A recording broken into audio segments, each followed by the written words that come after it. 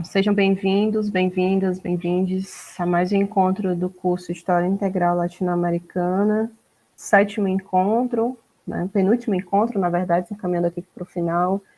com Vera Cusicanqui. Iniciamos na semana passada, trazendo aí os apontamentos com a professora Lia, né, sobre a praxis descolonizadora, a relação entre história e memória, a concepção de uma nova episteme própria e como introdução que foi trazida também para pensar aí sobre uma sociologia original a partir da perspectiva indigenista, né, sociologia da imagem. Então, para continuarmos aqui a partir do que a gente viu nesse primeiro encontro, recomendo a quem puder assistir, a gente vai continuar aqui com a Lia Pinheiro Barbosa, que é graduada em Ciências Sociais pela UFC, doutora em Estudos Latino-Americanos pela UNAM, professora da Universidade Estadual do Ceará, onde se dedica aí aos estudos, pesquisas, né, e tema referente aqui aos estudos, e por isso também lidera o grupo de pesquisa e pensamento social e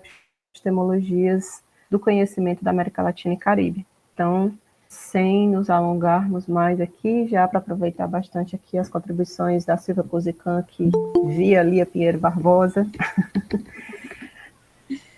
passo aí para a Lia, para a gente ter aí 1 hora de exposição e depois a gente abre para o debate.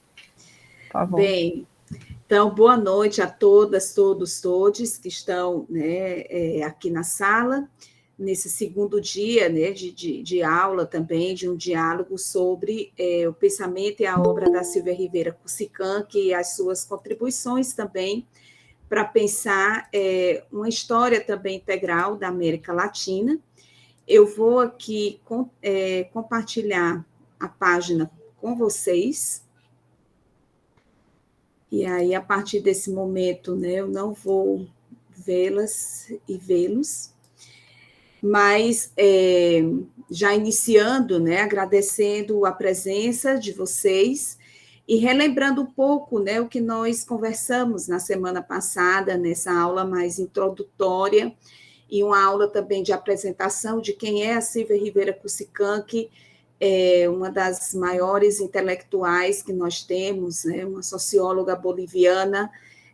autora de livros importantes, e que tem realmente suscitado uma reflexão muito instigante para pensar também uma sociologia da imagem, pensar também o campo sociológico, dentro de um olhar mais deslocado daquilo que ela chamou, né, denominou como oculocentrismo ocidental, e dentro mesmo, né, de uma perspectiva que coloca no centro da reflexão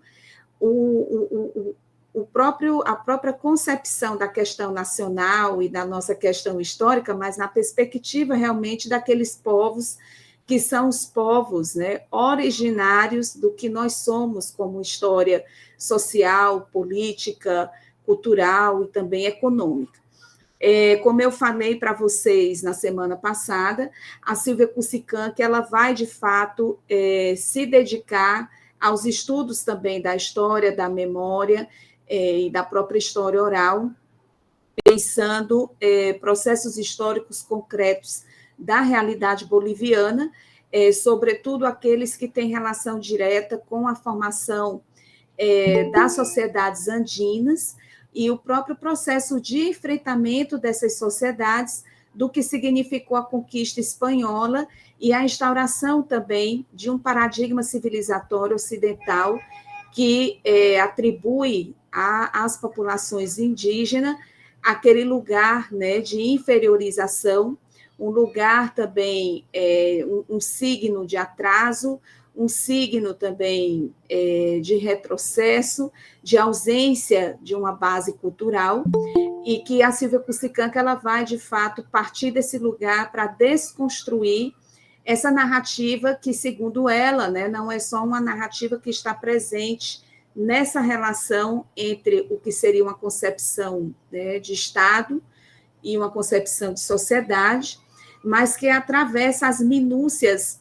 da nossa convivência cotidiana nas nossas sociedades e se expressa também em outros espaços de construção também de uma narrativa nacional, entre eles a própria universidade, né, considerando que a universidade ela é também um espaço não só de construção do que seria o conhecimento científico em diferentes áreas, mas é também um espaço em que se consolida também uma narrativa sobre o lugar dos sujeitos, né? Inclusive dentro dessa perspectiva dos sujeitos que detêm uma concepção de conhecimento, uma razão, uma racionalidade, e aqueles que não, né? Então, ela vai sempre fazer esses movimentos nos seus escritos de ir situando realmente esses diferentes espaços em que a gente pode ver concretamente essa relação dialética colonial e como ela também se expressa nessa disputa de uma narrativa, nesse olhar que se lança sobre o outro e as definições que são feitas sobre ele. E aí, para hoje, né, para a aula de hoje, eu escolhi justamente um texto que é um artigo, né, um artigo curtinho da Silvia, que são 22 páginas, mas já incluindo as notas, né, de rodapé, que são as sendas e os sendeiros das ciências sociais, né? As sendas, pensado o sendeiro é como se fosse uma vereda, né? Um atalho, um caminho assim que você percorre, as veredas, como a gente chama na nossa linguagem, né, coloquial. Mas é um texto também assim provocativo, em que ela parte, foi um texto que ela apresentou em um evento de antropologia no México,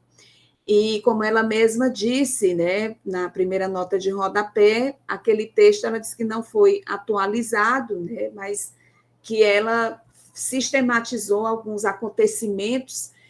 da década de 70, da década de 80 na história andina, e esses acontecimentos, ela foi justamente partindo deles para explicar de que maneira as ciências sociais observa, né, a presença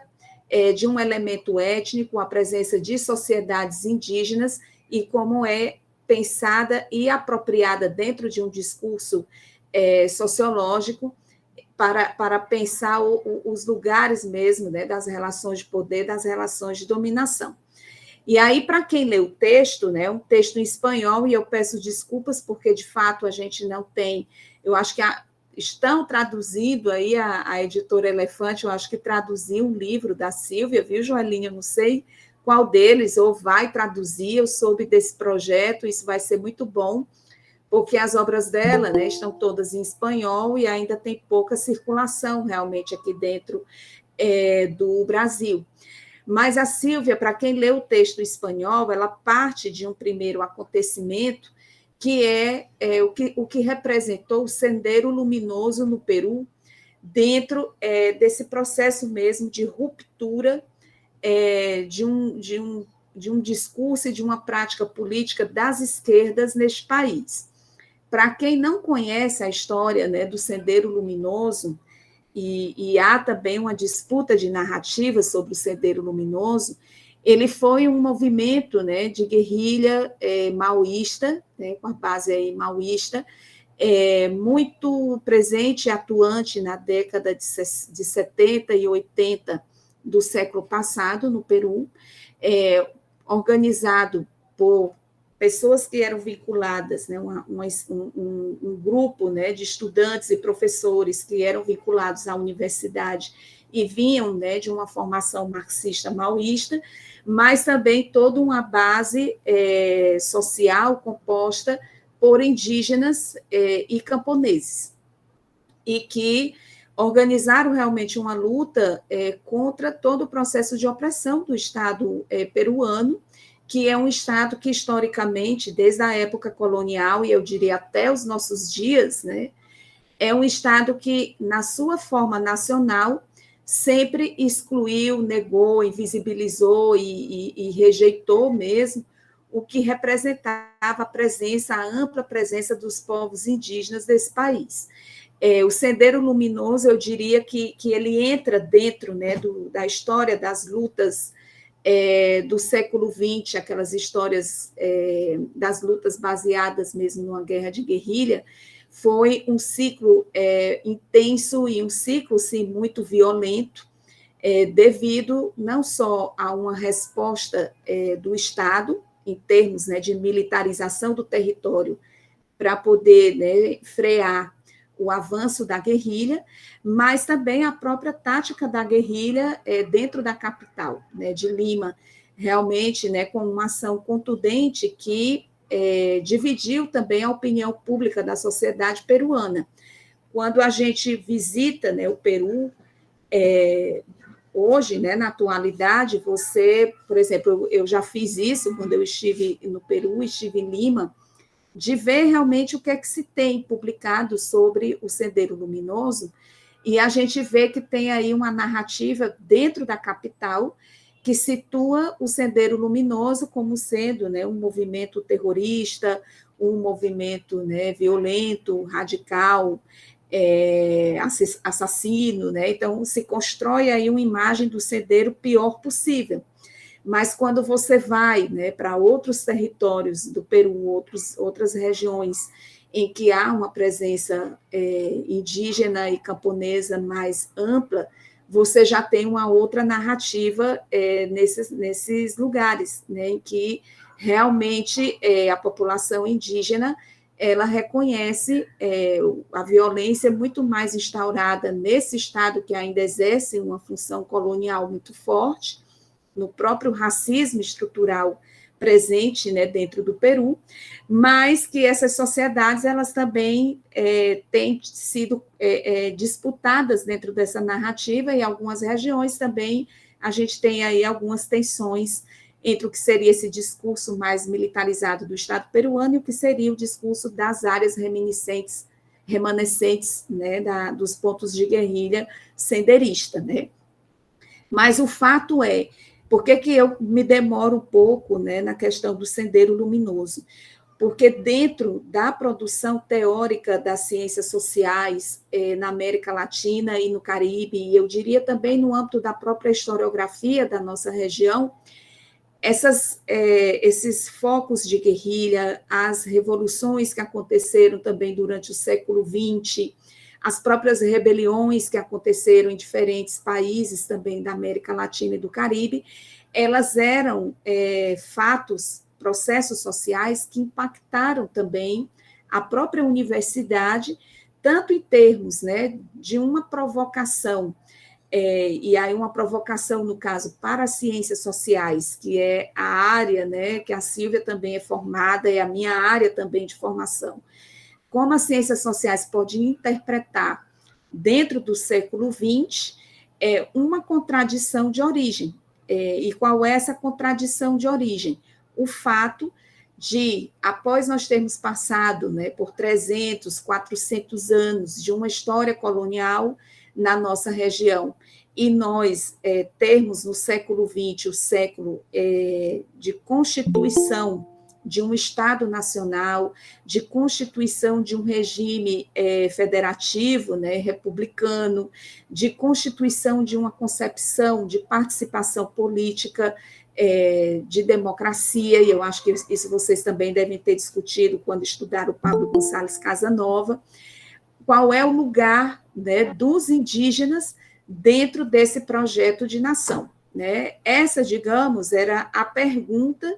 que atravessava toda a América Latina, né? Era a pergunta que atravessava os contextos nacionais dos nossos países, né, da América Latina e do Caribe, porque eram justamente essas populações as que sofreram na própria pele, né, o que significou todo o processo de instauração da colonização, né, em cada país, e são elas também que participam nesse processo da resistência, da rebelião, né, das lutas também por emancipação, mas que não encontram espaço dentro de um projeto nacional, né, dentro do que seria a conformação dos estados nacionais e essa concepção de direitos, né?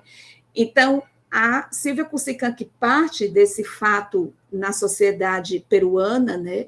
porque era justamente para demonstrar que, uma vez mais, nós estamos, né, outra vez envolvidos em um contexto de resistência que tem esse caráter mais incisivo, né, de uma guerra de guerrilha, uma resposta mais violenta por parte do Estado, porque se continua já há mais de 50 anos, né, de um Estado republicano, os povos indígenas continuam sendo localizados à margem de qualquer concepção de projeto nacional de direito de participação, né? E por isso que ela vai colocar isso, como é que a antropologia, e ela estava num evento, né, de antropologia, mas isso caberia também às ciências sociais,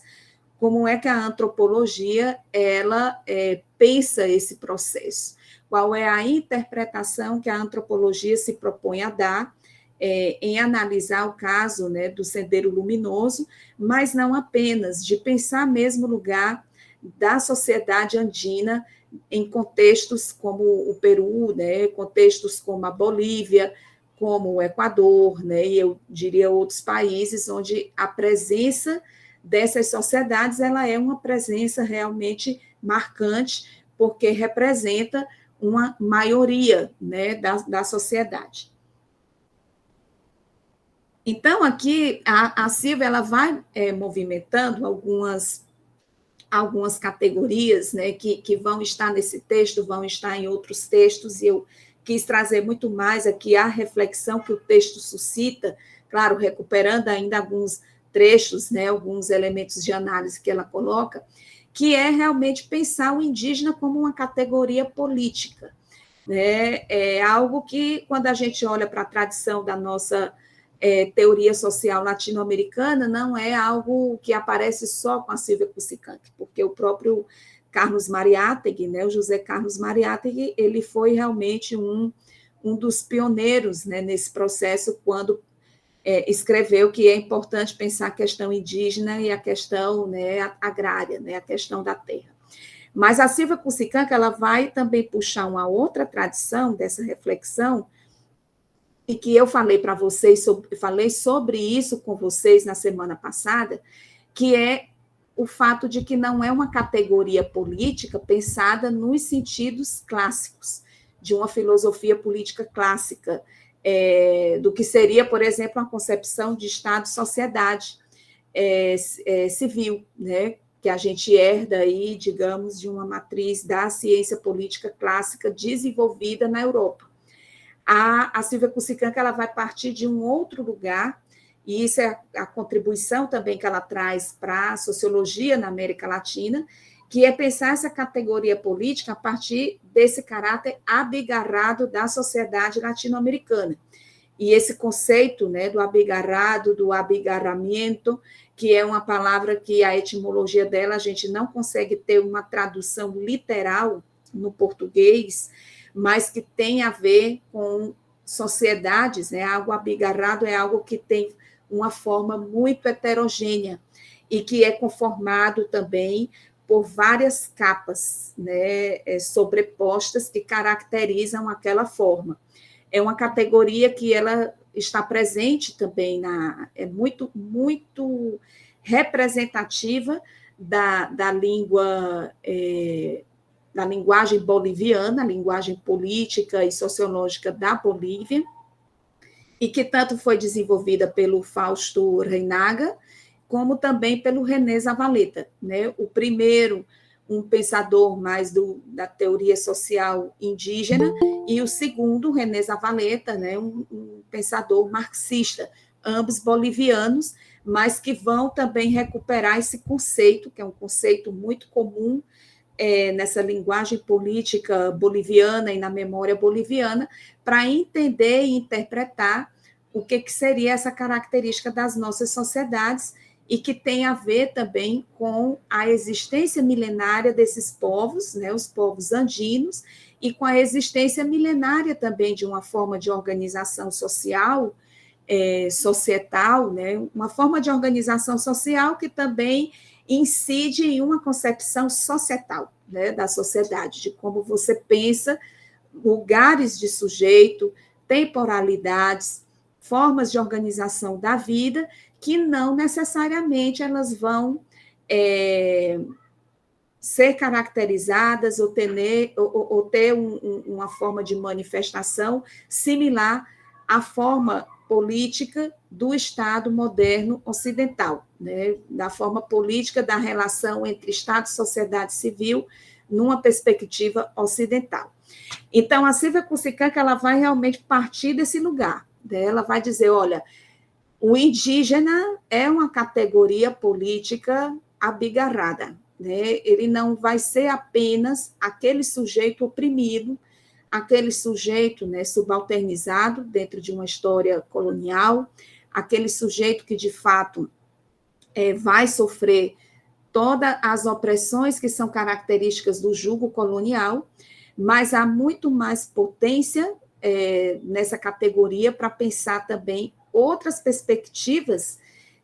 de compreensão das formas de organização da sociedade que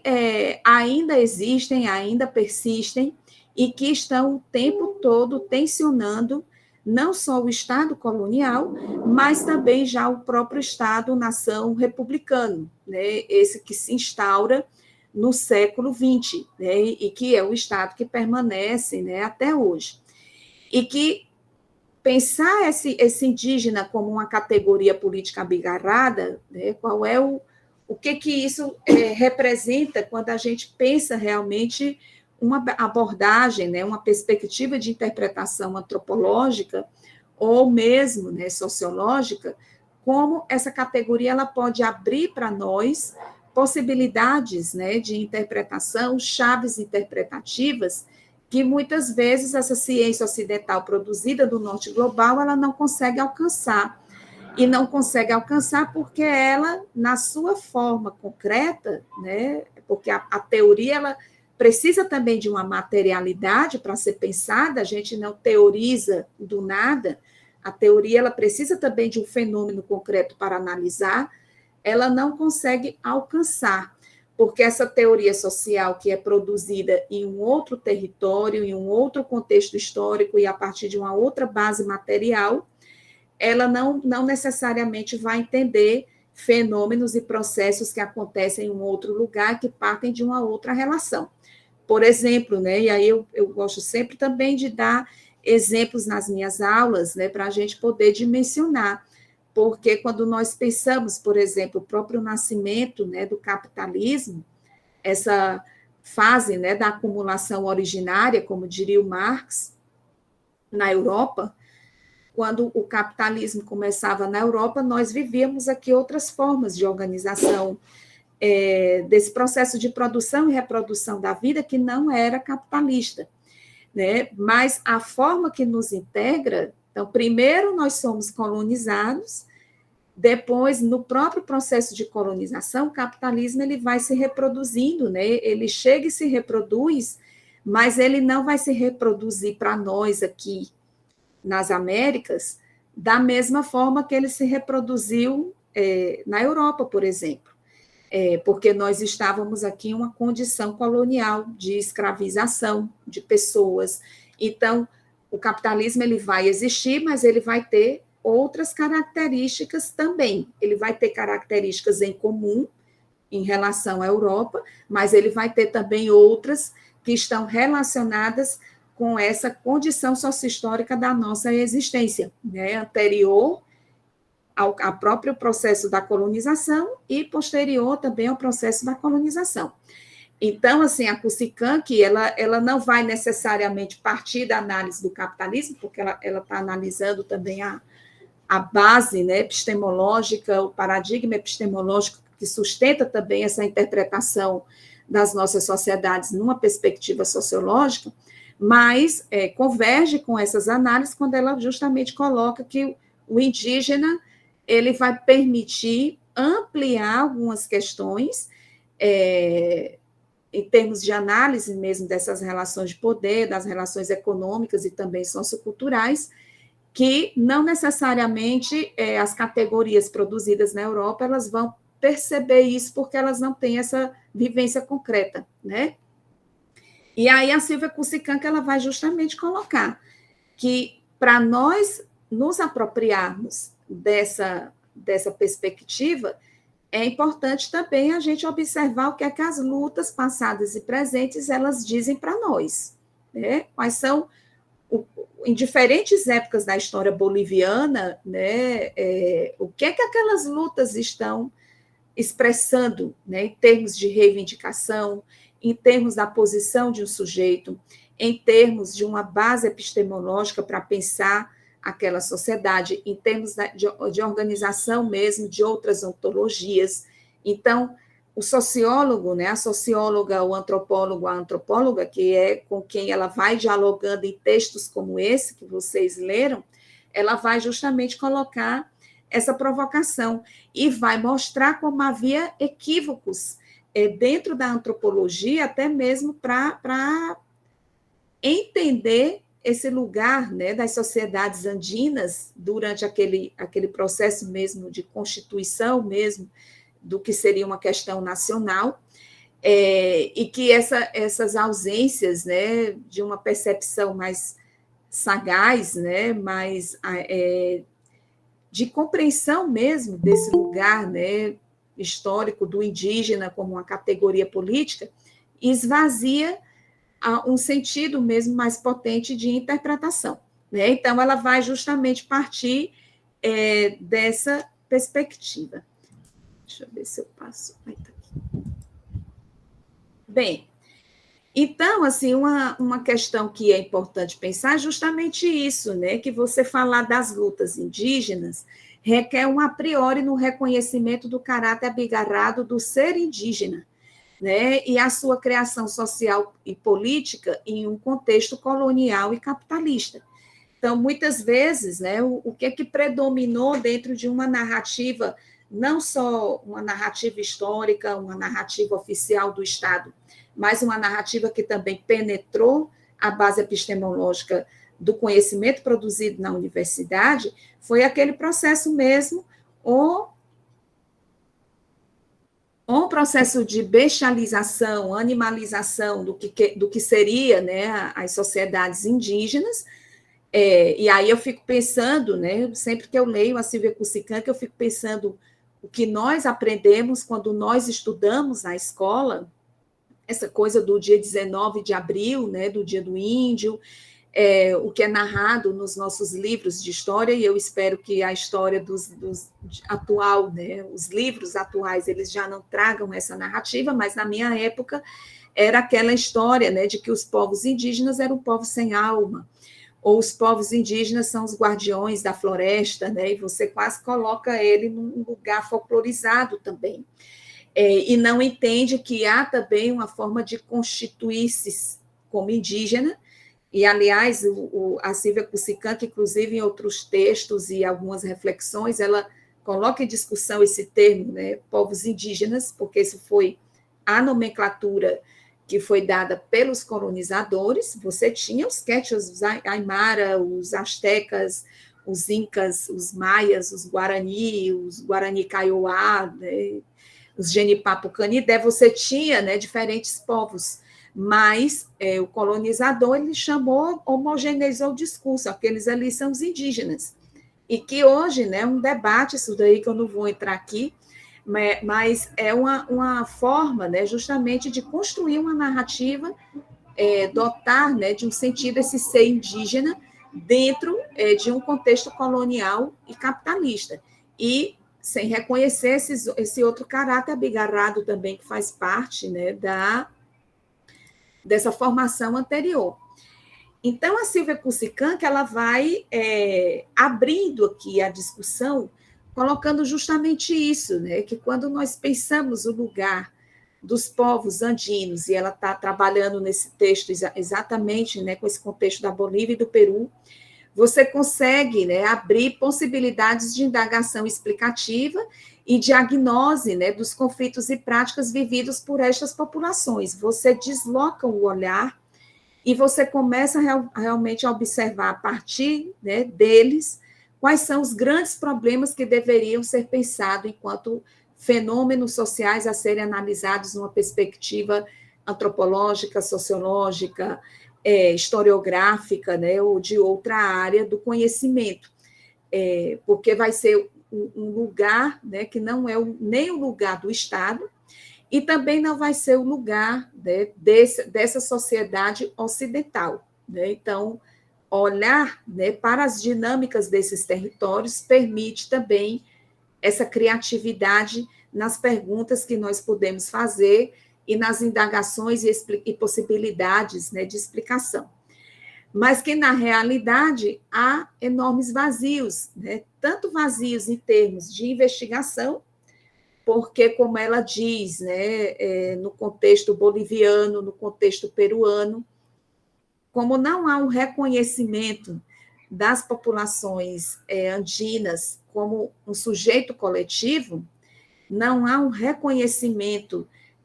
da própria sociabilidade dessas sociedades, não há um reconhecimento de que essas sociedades elas produzem cultura, elas também possuem uma forma de organização social, há também relações de poder, né, e dominação instituídos, há posições de sujeito, mas como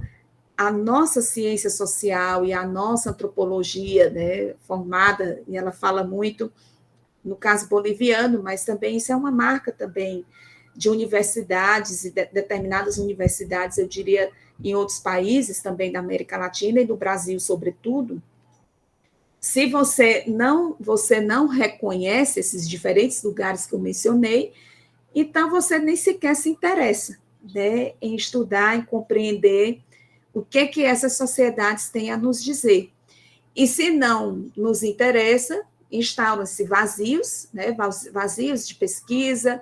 vazios, né, de interpretação, vazios em termos também de construção, né, de uma discussão teórica, de uma discussão analítica, que inviabiliza também interpretações que poderiam até ser mais adequadas sobre diferentes questões que são muito importantes dentro da nossa dinâmica de formação social. Né? Ela, por exemplo, vai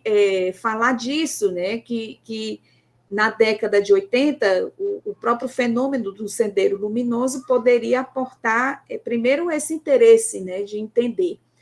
por que emerge uma guerra de guerrilha, né, por esse movimento, que é um movimento que tem também não só uma base indígena camponesa, também há mestiços. O que essa guerrilha ela reivindica, né, o que ela está colocando no centro da discussão frente ao Estado peruano, né, e o Peru, que até hoje a gente vê como há uma dificuldade no Peru de você conseguir realmente consolidar um processo democrático. É um país que a crise democrática ela é permanente, a sucessão, né, os sucessivos golpes políticos na história peruana,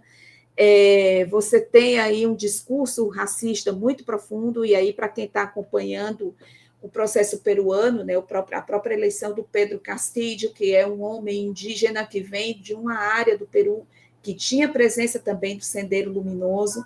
como isso, né, a sociedade limenha, né, da capital, mas outros setores também construíram todo um discurso racista, e nós temos agora um momento, né, que ele não conseguiu nem terminar o mandato,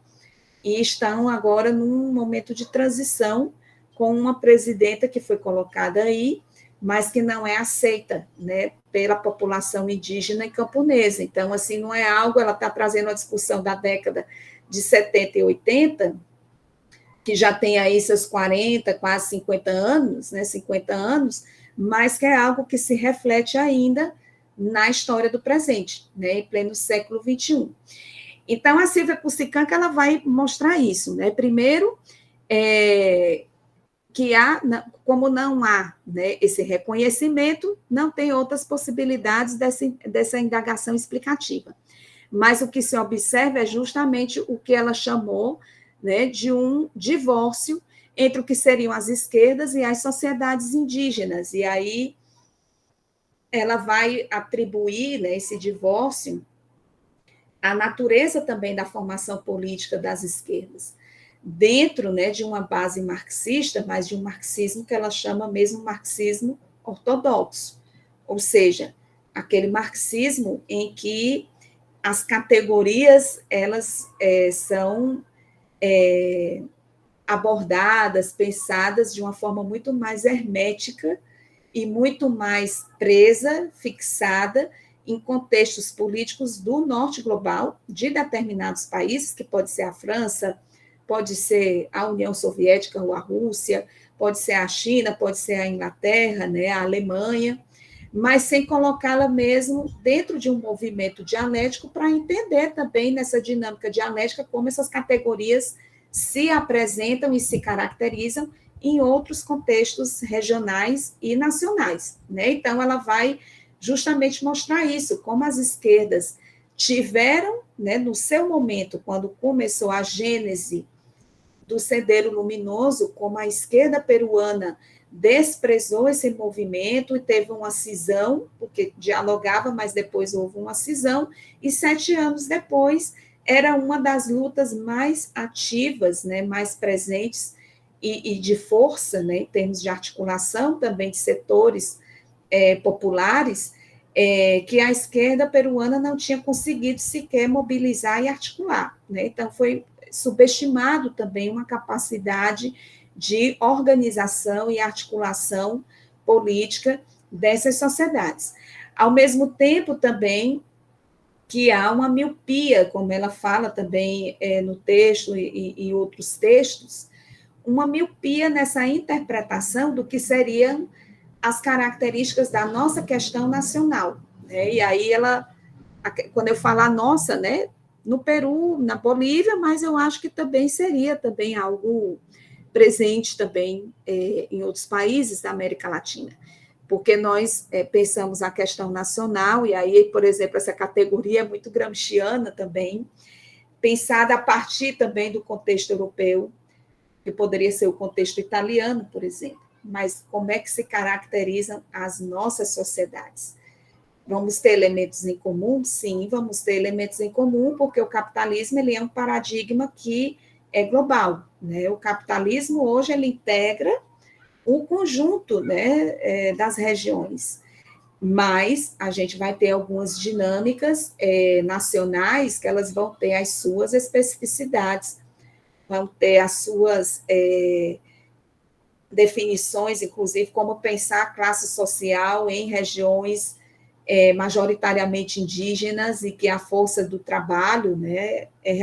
tem relação direta com a terra, como o próprio Mariátegui se propôs, né, e que às vezes a esquerda ela não entende isso, né, e termina realmente promovendo uma ruptura porque considera que a questão indígena ela não faz parte da questão nacional. Na verdade, a questão indígena ela é muito mais vista como sendo um resquício do passado e um resquício que incomoda, né, que na verdade já devia de ser superado, né, já não devia mais nem existir, de já ter sido mesmo passado para uma nova fase de sociabilidade dentro de uma sociedade capitalista. E que eu diria que isso não é só um pensamento da esquerda, né, na verdade é um pensamento da direita e da esquerda. Vocês devem recordar aí da clássica frase que eu odeio, né, falar de povos indígenas, como foi aí dito pelo ex-ministro do governo Bolsonaro, né, o Weintraub, ou mesmo, né, o discurso do próprio ex-presidente, quando dizia que aqui não existiam indígenas, que todos tinham que ser brasileiros, né? Então, há também esse problema, né, da conformação do Estado Nacional e do processo mesmo de assimilacionismo, né, das sociedades indígenas, sem reconhecer os direitos delas como sociedades indígenas. Então, a Silvia Kusikan, ela vai trabalhando o que ela chama mesmo os equívocos, né, dessa doxa, que é uma doxa mestiça. Ela, inclusive, no próprio livro da Sociologia da Imagem, ela até algumas partes do livro, quando ela fala sobre os discursos e as práticas descolonizadoras, ela, inclusive, fala do próprio processo de formação dela na universidade, quando ela escreveu a monografia dela e que ela trouxe toda uma quantidade, né, de registros provenientes da história oral, provenientes da historiografia andina, dessa historiografia pré-colombiana, né, antes da conquista, e que não era reconhecida como uma base científica de dados, né, a história oral não é considerada uma base, né, um instrumento também para obtenção de dados, e essa historiografia também não era reconhecida como sendo uma historiografia legítima também para falar de questões nacionais. O livro dela, O Oprimidos, Porém Vencidos, foi o trabalho dela de conclusão de curso na sociologia. E ela até fala, né, que na banca exigiam que ela tivesse citado um A, B, C, D, né, determinados autores franceses, e ela dizia, olha, eu não citei porque nós já temos todos esses que são os nossos autores, né, da Bolívia, do Peru, do próprio México, né, de outros países que já falavam disso, e falavam antes, né, então, se eles não conhecem, a gente, né, não é um problema meu, como ela diz, e ela era um pouco, né, assim, não ficava calada, né, ela problematiza. Se eles não conhecem a nossa produção intelectual, então a limitação é deles, né? Nós conhecemos a deles e a nossa, então é o argumento que ela vai fazer. Mas aqui, né, essa questão dos equívocos da doxa mestiça, ela vai justamente falar nisso, que não havia esse reconhecimento, né, dos povos indígenas, porque tanto a esquerda como também a própria universidade via neles uma incapacidade de formulação de uma ideologia globalizadora, que seria, digamos, o grande argumento de uma narrativa ocidental, né, moderna, do que seria o sujeito universal. Né? Então, quem é o sujeito universal? O sujeito universal é aquele que já está plenamente integrado ao capitalismo como paradigma civilizatório. Então, é o sujeito europeu, né? O sujeito do norte global, porque é lá que nasce o capitalismo. Mas os outros sujeitos, eles não são um sujeito, não podem ser considerados um sujeito universal, porque dentro dessa narrativa da modernidade, estes outros sujeitos, essas outras sociedades, elas são ainda consideradas primitivas. Isso é a base do discurso colonial. Então, assim, uma sociedade moderna é aquela que está plenamente integrada ao capitalismo. A sociedade que não está, ela é uma sociedade atrasada, né? Quais são essas sociedades? As indígenas, as camponesas, as quilombolas, de outras organizações sociais, né, em diferentes regiões da África, da Ásia, ou mesmo da América Latina. Então, ela vai fazer justamente essa crítica, né, de que se parte dessa afirmação, né, de que não há uma capacidade de formulação de uma ideologia globalizadora por parte da luta indígena, então, se eles não conseguem propor, né, fazer uma proposta que seja global, eles não devem ser, né, o centro de diálogo dentro de um projeto político, dentro de um processo de construção do conhecimento científico, dentro, né, desse processo mesmo de construção de uma sociabilidade para uma determinada nação, né? E aqui eu estou colocando aqui duas imagens, né, importantes, tanto da resistência indígena da década de 90 em países como a Bolívia e aqui Equador, dentro das campanhas, né, do 500 anos de resistência indígena, negra e popular, e o processo mesmo, né, de questionamento da celebração dos 500 anos da conquista, que foram lutas que foram feitas na década de 90, como o caso, né, da própria presença indígena num momento muito importante da nossa história no Brasil, que foi a Assembleia Constituinte e a construção da Constituição de 1998, que foi a Constituição que finalmente reconheceu que os sujeitos indígenas existem e são sujeitos de direito, e entre os direitos, o direito de reconhecimento do seu território, né? Que até 1988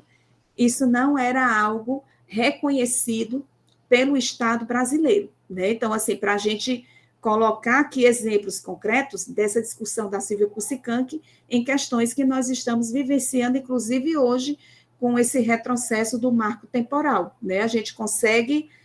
garantir isso constitucionalmente, e 30 anos depois, né, a gente tem aí toda uma articulação do nosso Congresso para retirar esse direito constitucional, né, uma ação anticonstitucional, porque se supõe que a Constituição ela é a Carta Magna, é o documento, né, maior de qualquer Estado-nação. O que está ali na Constituição ele tem que ser garantido, e se a gente modifica a Constituição, é muito mais no sentido de ampliar os direitos e não de retirar direitos, né? Porque é ela que vai aí regendo também essa dimensão mesmo civil e dos direitos, né, políticos, direitos humanos, civis, enfim. Então, a Silvia Kusikanka, ela vai mostrar isso, né, que tem esse equívoco, e um outro equívoco também de não reconhecer que a luta da terra, né, a luta pelo direito ao território, e isso também era algo comum também na análise do José Carlos Mariátegui. Ela limita muito a análise, porque o território, para nós, na América Latina, é sobre ele que se institui todo o modelo, né, de desenvolvimento que permite ao capitalismo se reproduzir, né? São os nossos territórios. Claro, a cidade, ela tem também o seu espaço, claro que as cidades, elas são também um espaço onde se estabelece essa relação capital-trabalho. Mas a natureza, né, que nós temos aqui em toda a região, ela vai também ampliar outras formas de relação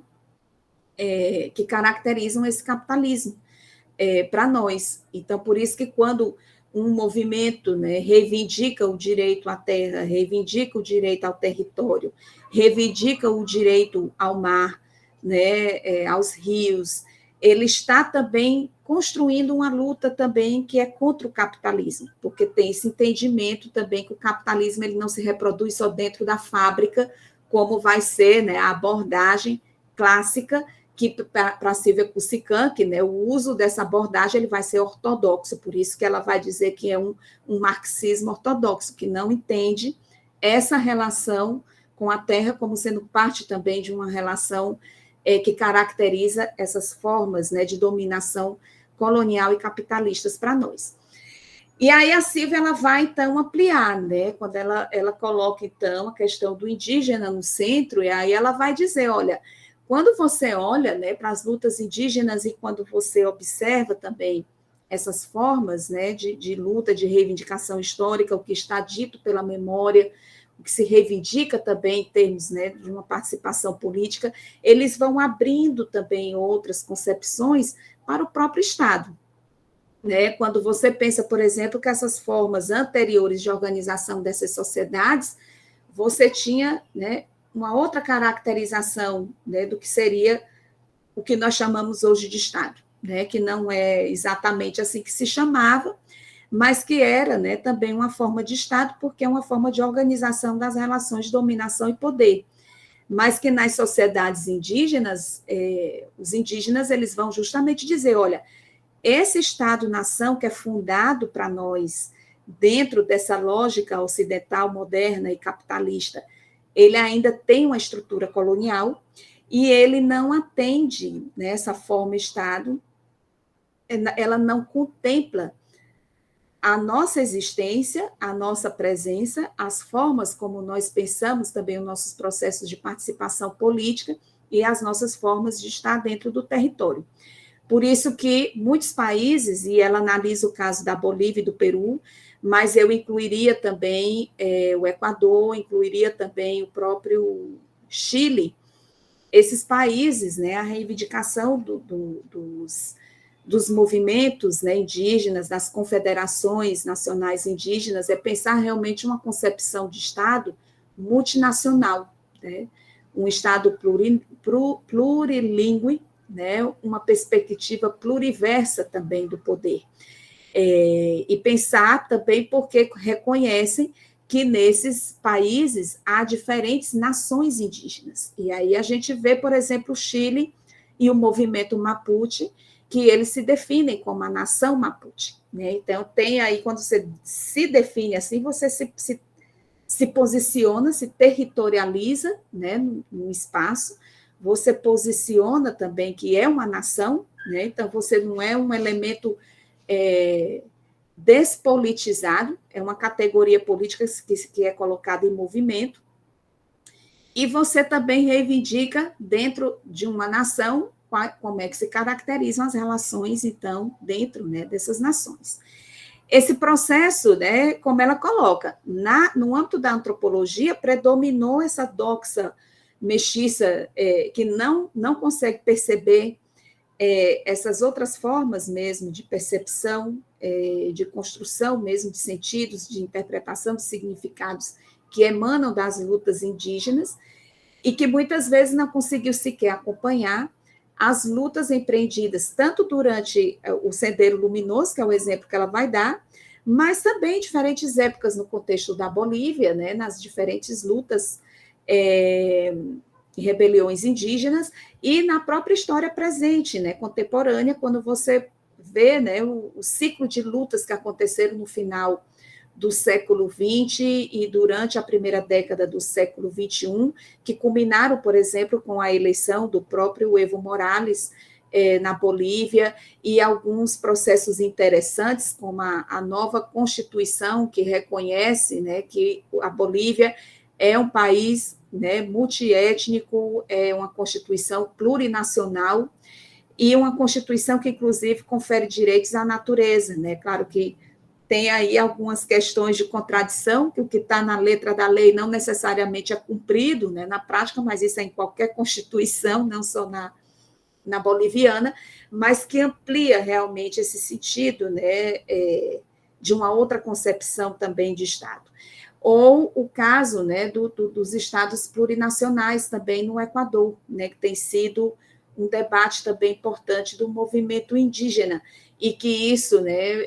permitiria também um processo de reconhecimento constitucional dos povos indígenas, mas não só um reconhecimento de que eles existam. Aqui a grande questão que é colocada, e que a Silvia Cusican, que acha que a gente precisa avançar nisso, em termos de uma descolonização da nossa praxis sociológica ou antropológica, é pensar que não se trata apenas de você reconhecer a identidade daquele povo, mas como é que a gente começa realmente a reconhecer as aprendizagens que nós podemos ter em termos, né, dessa interpretação correta dos problemas que eles colocam, e de entender também que a formulação ideológica da sua luta política, ela pode também apontar para nós problemáticas que são globais, né? E aí eu fico pensando, por exemplo, toda a discussão que nós temos hoje em relação aos territórios, a toda a luta que é empreendida por movimentos indígenas e também movimentos camponeses, quilombolas, de populações tradicionais, como esse contexto, né, do território, você reivindicar a demarcação, você reivindicar o reconhecimento das reservas indígenas, você reconhecer os territórios camponeses por meio da reforma agrária, ou por meio das reservas camponesas, que é uma modalidade também de reconhecimento de direito agrário de sociedades camponesas neste país, você está colocando também em discussão questões que são da ordem global, né? E aí eu fico pensando mesmo no próprio caso do Brasil e o que representa também o retrocesso nessa perspectiva do projeto de lei, né, do marco temporal, de você deixar esses territórios, né, que são territórios habitados por sociedades indígenas que fizeram que esse território ele fosse ainda uma reserva importante de bens comuns, né, hídricos, de minerais, de biodiversidade, hídricos, né, como eu já falei, você disponibiliza esse território para a ampla expropriação do capitalismo, né, transnacional e financeiro, que é, na verdade, o que está por trás de iniciativas como essa, né, de definir o marco temporal, para justamente retirar, desterritorializar esse território, né, e colocar no seu lugar mega empreendimentos que o que vão fazer é aprofundar ainda mais esse processo de expropriação que causa um impacto que é planetário, né? Hoje nós já estamos vivenciando a própria crise planetária, o surgimento, né, de pandemias, como foi o caso da Covid-19, que já há pesquisas que realmente dão conta que surgimentos de vírus tão potentes têm também relação com um modelo também de desenvolvimento econômico, por exemplo, você criar animais em confinamentos, que isso também você coloca ali em convívio vírus, bactérias que podem mutar e contagiar também as sociedades humanas, né? Ou você ter realmente verdadeiros cenários de morte de montanhas que desaparecem porque foram consumidas pela mineração, né? A mineração chega, come tudo e você tem uma montanha ali e depois ela desapareceu, né? Então, assim, a Silvia, eu acho a Silvia Cusicanqui muito potente porque ela vai justamente mostrando, são essas veredas, né? Esses senderos que essas lutas vão abrindo, mas que nem sempre elas são reconhecidas, né? Elas são pensadas dentro da própria produção nossa, né, na universidade. Aqui a gente tem, nesse curso, né, muita gente que é estudante, professor da universidade, ou vem de outros movimentos, que tem também um processo de formação política, e que às vezes a gente despreza, né? Eu acho que não, esse povo aí está atrasado, eles não têm capacidade de fazer uma formulação política que seja válida em termos globais, em termos do conjunto, né, da sociedade. Bem, aqui eu deixo aqui de compartilhar para a gente abrir agora, né, dentro dessa hora, para nós discutirmos agora com vocês.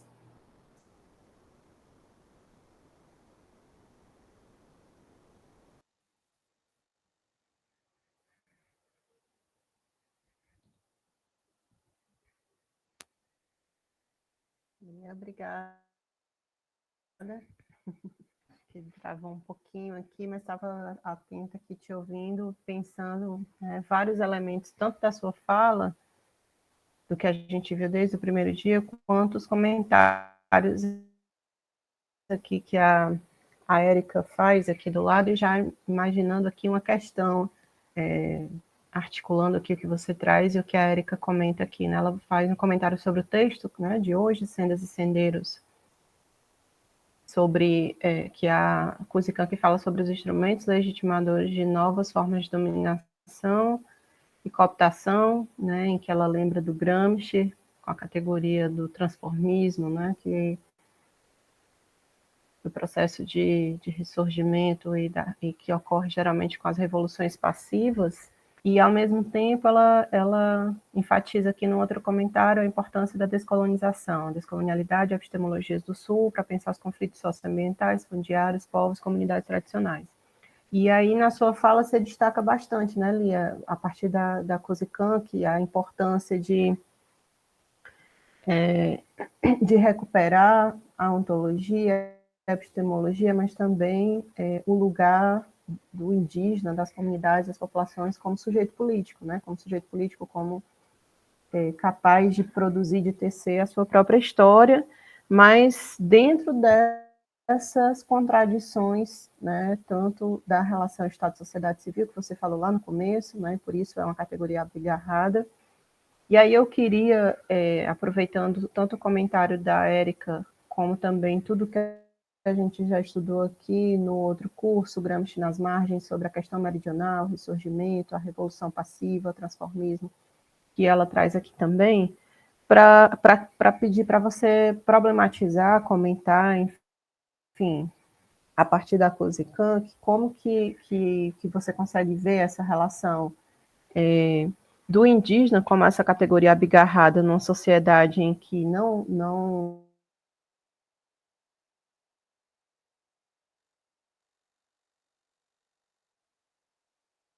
Joeline, eu não estou mais te escutando, não. Fala aí. Só sou eu ou vocês estão escutando a Joeline? Ela continua sem som.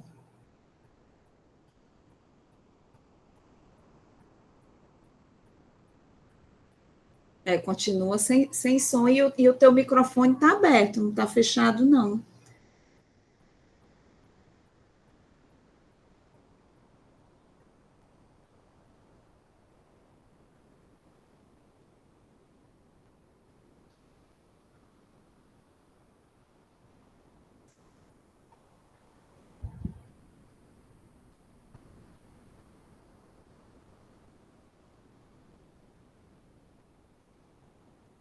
Me ouvem? Agora sim.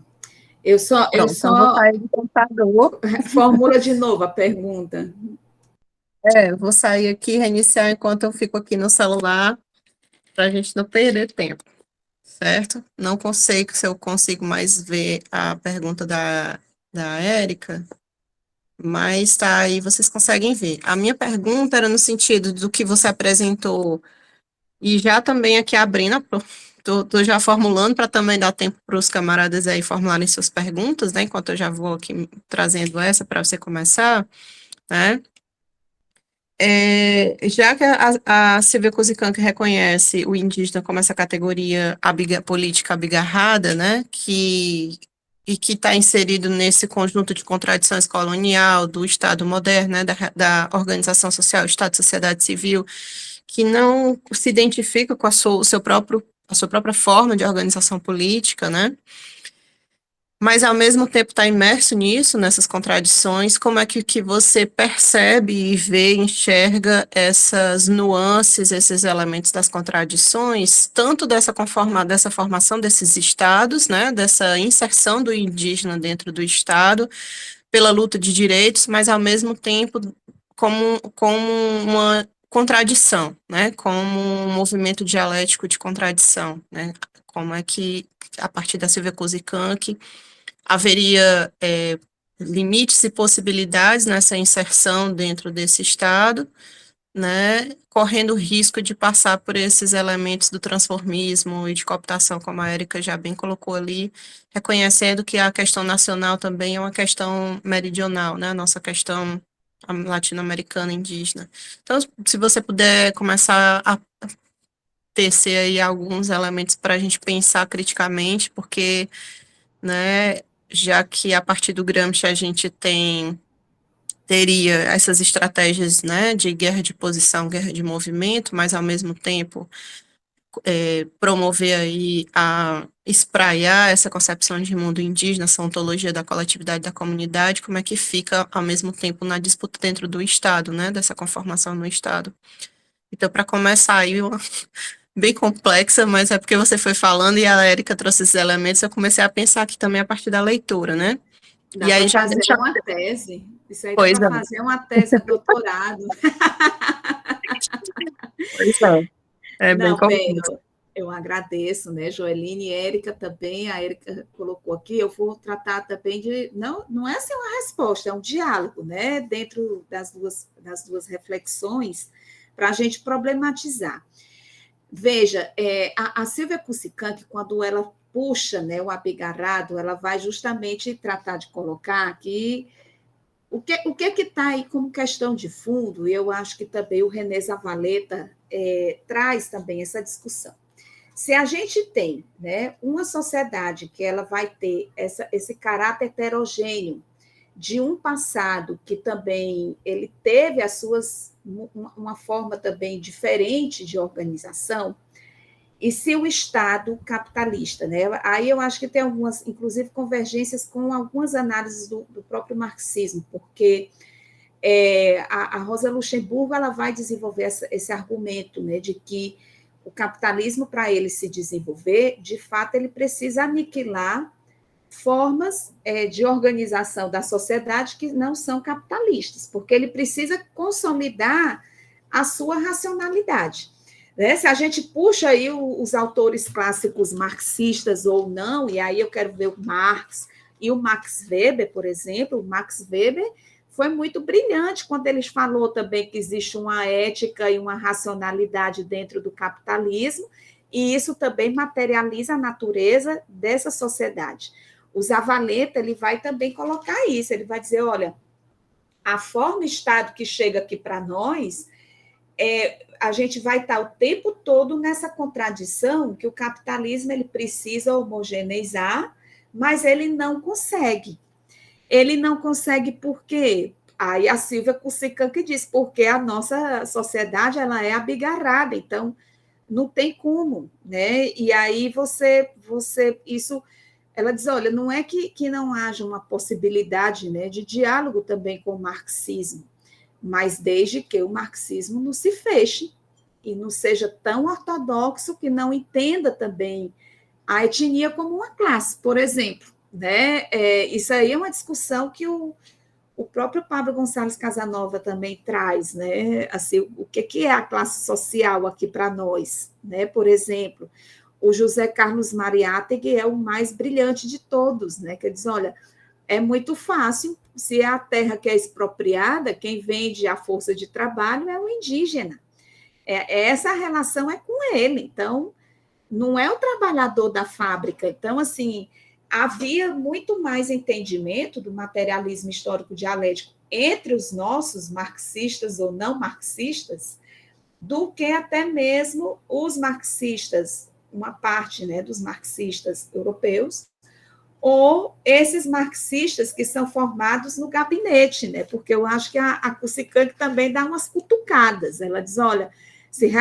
você fica só aí dentro, né, da universidade, olhando, estudando os livros, mas você não vai para a realidade, realmente você não vai entender nunca. Você vai, né, vai ser aquela realidade idealizada nos seus livros e você não vai conhecer nem a história nossa, como é que foi essa relação. E aí tem uma questão que a Érica colocou aqui, né, da descolonização. E aí, Érica, tem uma questão aqui que é a provocação que eu sempre faço. A Silvia Kusikan, ela fala na descolonização, mas não na decolonialidade. E ela justamente faz a crítica a isso, porque ela diz que a teoria decolonial foi a forma de tentar suplantar a voz daqueles que já falavam na descolonização. É quando você expropria, você transforma a palavra em outra coisa e você se sobrepõe a ela, né? Então, você deixa de falar da descolonização, porque se você for olhar a genealogia do conceito, a descolonização, ela, no Frantz Fanon, ela implica realmente lutas emancipadoras, e que são violentas, né? Assim, por isso que tem aí uma reflexão importante na potência política do ato de descolonizar, que foi o que aconteceu nos processos revolucionários. O Haiti, por exemplo, é uma revolução que foram as pessoas que estavam em condição de escravização que se emanciparam dos franceses, e foi na mesma época da Revolução Francesa. Mas os franceses não reconheciam o Haiti como uma nação livre. Os franceses revolucionários. Então, aí é quando a gente vê os limites, né, também das próprias lutas, quando tem uma relação colonial aí pelo meio, né? Liberté, igualité, fraternité para os franceses, mas para os haitianos, não. Então, é a contradição quando você tem uma relação colonial. E a descolonização, ela não é só uma ação discursiva de uma, como é que eu posso dizer, de você construir um marco epistemológico de interpretação que questiona a colonialidade. É importante? É importante, mas tem que ter um sujeito. Por isso que a Silvia Kusikan, que ela fala aí da categoria política, porque é um sujeito concreto. Eu não vou me emancipar só me reconhecendo como uma mulher indígena ou uma mulher negra, se eu não implementar uma luta. É a grande diferença que vai ser observada, perceptível, entre essa abordagem da descolonização,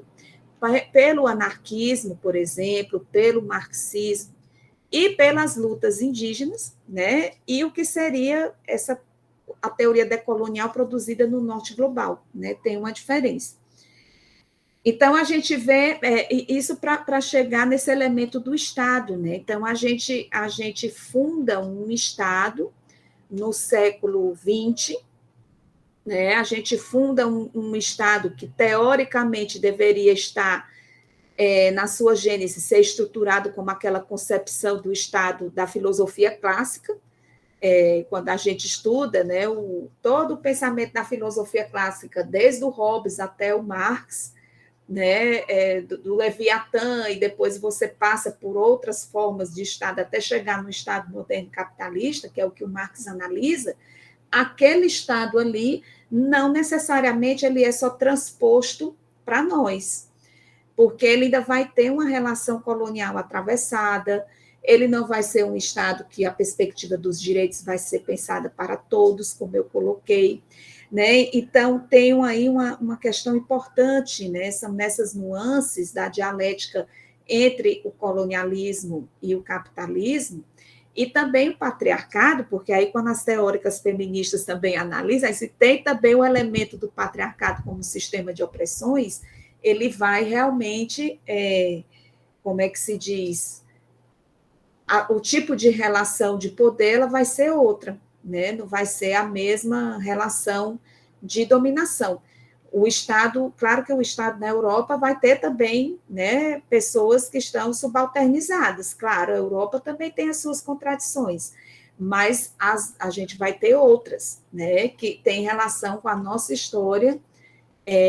com a Europa. Então, quando ela fala dos instrumentos legitimadores, tem também relação, né, com essa forma de constituição mesmo da nossa sociedade, dentro desse marco colonial, e o lugar que foi dado, né, aos povos indígenas. Não sei, Érica e Joeline, se eu consegui aí, porque disse, aí dá para fazer uma tese. A gente aí 4 anos no doutorado para analisar. Essa questão, Lia, é porque, assim, eu acho que, pelo menos no debate, né, de Gramsci sobre a América Latina, a partir do viés gramsciano, sempre volta a questão da reforma, da revolução passiva, né? E aí, como a gente está aqui, né, recuperando os elementos das classes e grupos subalternizados da América Latina, a gente traz essa questão para perceber aqui quais são os limites e possibilidades da integração, né, do sujeito, desse sujeito político, do sujeito político indígena na disputa do Estado, né, e quais são os limites e possibilidades aí para a gente não cair mais em um processo de revolução passiva, né, que seria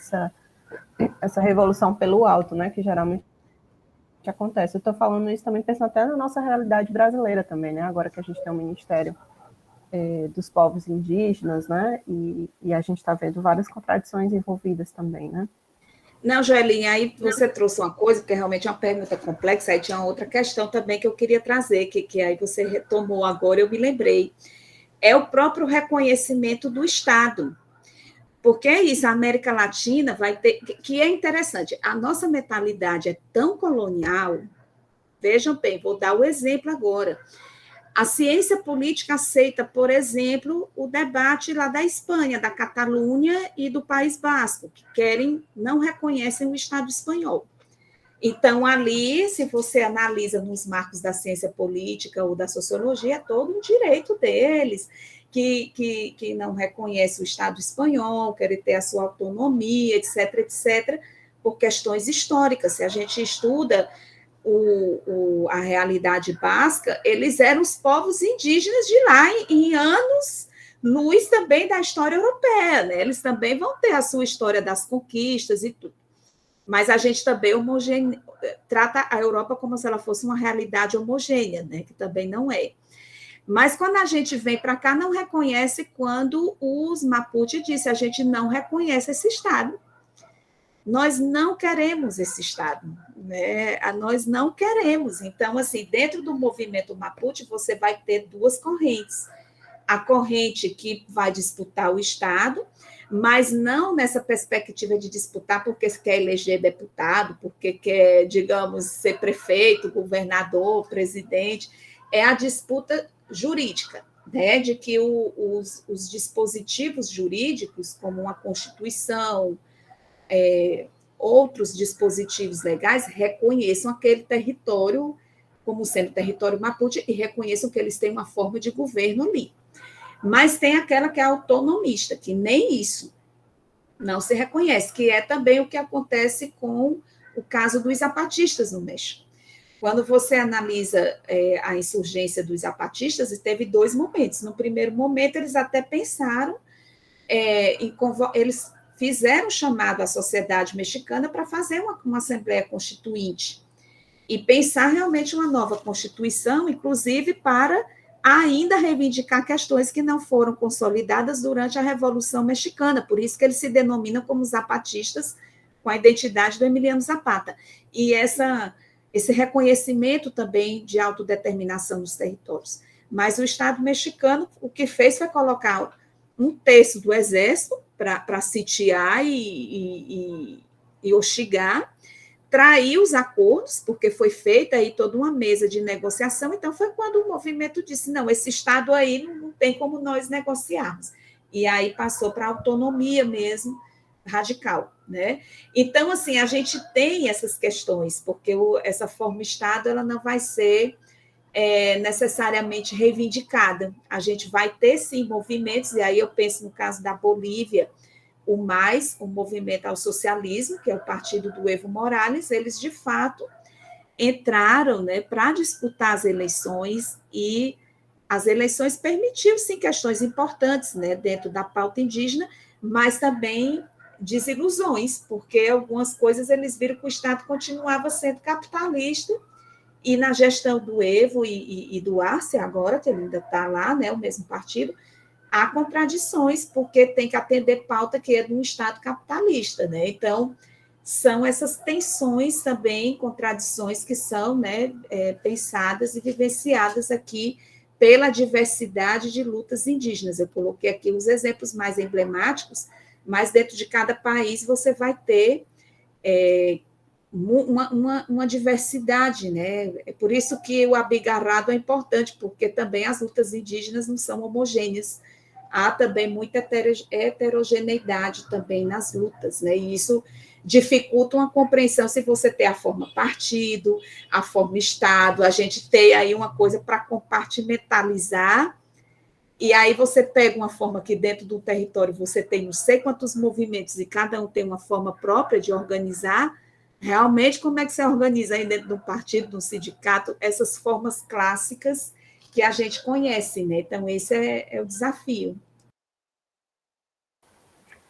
A questão fica em aberto, até porque a própria realidade aí que vai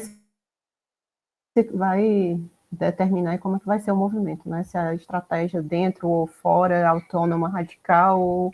se articulando dentro e fora do Estado que vai... Como é que vai se desenvolver essa síntese, né? Entre Estado e essas outras formas de organização social, que eu acho que tem a ver aqui com a pergunta da Rebeca, que ela pergunta aqui também, né? Como Kuzikanka entendia o anarquismo. Os zapatistas, por exemplo, não reconhecem o Estado, mas também não se afirmam anarquista, né? Ela diz que não tem outras perguntas, mas tem aqui a partir da sua exposição, que instiga aqui cada vez mais a vontade de ler a Kuzikanka. Olha, aqui tanto a pergunta da Rebeca e a pergunta do André são muito, muito importantes. Porque, veja, de fato, né, aí tem uma questão mesmo de como nós desenvolvemos a nossa ciência, o que é que nós reconhecemos como as grandes teorias sociais, né? Então, por exemplo, o marxismo e o anarquismo, eles têm sido bússolas importantes, né? É uma teoria crítica, ambos vão ter pontos de convergência, vão ter pontos de divergência, mas há um consenso de que tanto anarquistas, pelo menos para mim, né? Eu não vou brigar com os anarquistas, eu vou brigar com os fascistas, né? Não perco tempo, porque para mim a gente está no mesmo lado político, e se eu me defino como marxista, mas... né? Não quer dizer que eu não valorize, não leia e não aprenda e não cite, por exemplo, nas minhas pesquisas, teóricas e teóricos anarquistas, né? Então, assim, eu acho que são teorias sociais que têm aportado muito, né, ao próprio processo mesmo dos horizontes de emancipação. Mas a gente não reconhece, aí sempre a gente tem a tendência de puxar no que é que a luta indígena, onde é que ela se insere dentro daquilo que a gente já reconhece como a teoria social revolucionária, né, ou válida. E aí os zapatistas são os que provocam, né, porque eles dizem isso, nós não somos nem marxistas, nem anarquistas, nós somos zapatistas. E aí vocês que vão atrás aí de entender o que é, né, isso daí, dentro de uma perspectiva da autonomia, porque aí tem um debate interessante, que é o conceito da autonomia, não é uma exclusividade do anarquismo.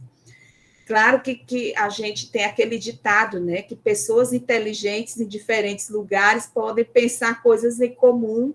né, em termos das grandes discussões epocais. Então, assim, os anarquistas debateram coisas numa mesma época histórica que os marxistas, e aqui também havia processo, né? Então, você pode convergir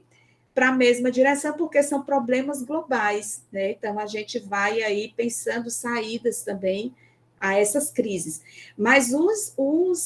assim, as sociedades indígenas já haviam uma tradição milenária da autonomia. E uma tradição milenária da autonomia por uma questão muito fácil de responder: não tinha o Estado, esse Estado. Então, já era outra forma de organização, que poderia ser definida como autônoma. Por isso que o Mariátegui entendeu isso rápido, quando ele estudou a forma da comunidade incaica. E ele disse, olha, isso aqui não tinha, era mais horizontal, tinha uma forma de organização, porque não tinha um Estado. O Estado ele foi algo que chegou depois, com a colonização, que ainda não foi o Estado moderno, né, capitalista, foi uma forma de Estado, que era ainda do rei, né, poderia ser absolutista, sei lá, né, a gente poderia depois pensar isso quando a gente estuda o Estado, e depois o capitalista, então eles já tinham, não existia, então por isso que o Mariátegui dizia isso, né, e aí, assim, eles vão dialogar, o zapatismo, ele dialoga, assim, com o marxismo e com o anarquismo e com outras expressões de luta, né? E aí a Silvia Kusikank, ela tem, por exemplo, no livro, quando ela analisa toda a história, né, da luta obreira, né, sindical cocaleira na Bolívia, ela vai aí mesmo dentro de uma perspectiva libertária do anarquismo, e inclusive se identificando. Mas depois ela vai, inclusive, falar mesmo de como ela foi se transformando na formação política dela, quando ela vai adentrando mais e mais em entender a natureza das lutas indígenas, e em especial as Aymara, né? Quechua, ela é reivindicando também a sua origem Aymara. Aí eu volto de novo para a reflexão do André, porque aí, André, a própria Silvia, ela sugere isso, que a gente deveria, sim, entender mais, né, o que seria essa base epistemológica de uma cosmologia dessas condições de existência, né, indígena, e inclusive na aprendizagem de uma língua indígena. Ela vai reivindicar isso, né, ela diz que a gente deveria estudar, né, as línguas indígenas, as nossas, dos nossos ancestrais, outras que a gente queira, porque tem aí toda uma chave filosófica e política também para entender as sociedades, né? Por exemplo, eu, quando estudei o caso dos zapatistas, eu não conseguia, o Gramsci não foi suficiente, não. Chegou um momento que eu me desesperei aí na metade do doutorado, que eu li o Gramsci e não conseguia ir. Eu estudava o caso do MST e dos zapatistas, com o MST era perfeito, cabia tudo e algo mais, né? Assim, a gente via todas as correlações. E eu tive que me ater também, estudei um pouco da linguística maia, tive que estudar um pouco da historiografia pré-colonial, estudar filosofia indígena para entender também algumas coisas. Aí sim foi quando foi, para mim, importantíssimo para entender também outras perspectivas da luta indígena que o marxismo não alcança, e não faz do marxismo menor, né? Assim, são processos, então a gente vai enriquecendo, né, a nossa própria formação, porque a gente vai aprendendo, mas o mais bonito é que a gente vai aprendendo da gente, porque tem isso, né, essa coisa da crítica ao oculocentrismo ocidental, não é que a gente vá negar a Europa, o que é produzido na Europa. É importante, porque isso faz parte de um processo civilizatório mundial, e a gente parte dessa perspectiva, que é importante nós conhecermos as diferentes civilizações. o que se reivindica no pensamento social latino-americano é você também reconhecer como válida aquelas que, dentro de uma doxa eurocêntrica, são tidas como atrasadas, né? Então, só é filósofo o grego, só é o grego que tem, a gente não se incomoda em consolidar as mitologias gregas, mas a gente não consegue as nossas mitologias, não conhecemos, e ainda achamos que isso não é nem para ser mencionado, né? O filósofo, a filosofia é só uma construção de reflexão que só quem tem são os europeus, né? A gente não tem filosofia. Eu só posso usar uma palavra do Hegel em alemão, então eu posso dizer, não, essa palavra aqui tem aquela Regen, não sei o que, aquela lá em alemão, que é desse tamanho, que o pessoal diz, não tem como traduzir, a gente usa do jeito que o Hegel colocou e a gente mais ou menos explica. Mas uma palavra quechua aimara, a gente não pode colocar ela também como uma palavra que não tem a tradução, mas tem um sentido também filosófico. Então, é essa relação que a Silvia Kusikan, que ela está o tempo todo questionando, e questiona entre os marxistas, porque, claro, ela tem mais identificação com o anarquismo, então ela vai falar dos limites, né, do marxismo na perspectiva dela, porque ela não reconhece, né, a leitura que ela faz do Estado é que não tem como você disputar o Estado, mas eu acho também que o marxismo faz uma interpretação errônea do Marx, porque eu acho que o Marx também não mandou a gente ficar disputando o Estado. Eu acho que também é um erro de interpretação do próprio Marx, e ele leva a culpa até hoje, né, por algo que eu acho que ele também não foi o que ele quis dizer. Então, para ela vai ser mais fácil ela criticar quem está na defesa da disputa do poder, né? Mas, enfim, são reflexões importantes, porque eu concordo que a gente fica com vontade de estudar mais, porque realmente são questões interessantes, né, que mostram uma outra concepção também de poder, de Estado, de participação, né, que emana também das nossas sociedades indígenas. E tem a questão também, né, Lia, dessa visão do marxismo ortodoxo, na verdade, que é uma perspectiva dos marxistas, né, da Segunda e da Terceira Internacional, e o Marx em si, ele desenvolveu uma perspectiva que o Lukács depois, né, vai se apropriar, vai desenvolver a ontologia do ser social, reconhecendo esses elementos da formação ontológica e epistemológica como um campo aberto da história, né? Na verdade, desenvolvendo apenas instrumentos teórico-práticos para a gente olhar para a realidade do nosso tempo, do nosso território, da nossa realidade, e a gente poder atualizar, senão vira um cânone que você vai enquadrar do céu para a terra, né? Vai descer do céu para a terra, e isso não é o marxismo, na verdade, né? Se o Marx não deu conta da ontologia, da epistemologia latino-americana na perspectiva indigenista, é porque ele não teve acesso na época dele. O objeto de estudo era o capitalismo dentro, a partir do centro do capital onde ele estava vivenciando. Então, é uma tarefa para quem vem depois, né, se apropriar desses instrumentos e fazer análise concreta da situação concreta. Inclusive, a gente está até compartilhando, né, hoje a terceira aula, o segundo módulo, sobre as bases ontológicas da filosofia da prática, que a gente abordou lá no curso Gramsci nas Margens, né, que traz exatamente esses elementos que, dessa perspectiva que a gente está apontando aqui, né,